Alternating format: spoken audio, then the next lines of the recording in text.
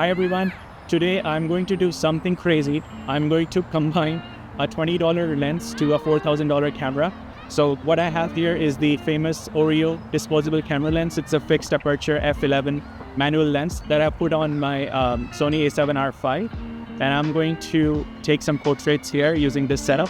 Now growing up, my parents used disposable cameras for the most part, and to this day, I look at those pictures and it brings a lot of nostalgia back, and that's why I decided to buy this lens. So I'm going to see how the results turn out, and you're also going to see with me because I've never used this lens before, so this is the first time I'm using it.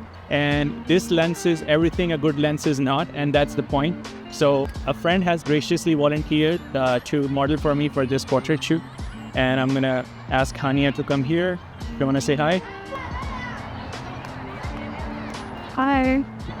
Okay, so let's get started and see how it turns out.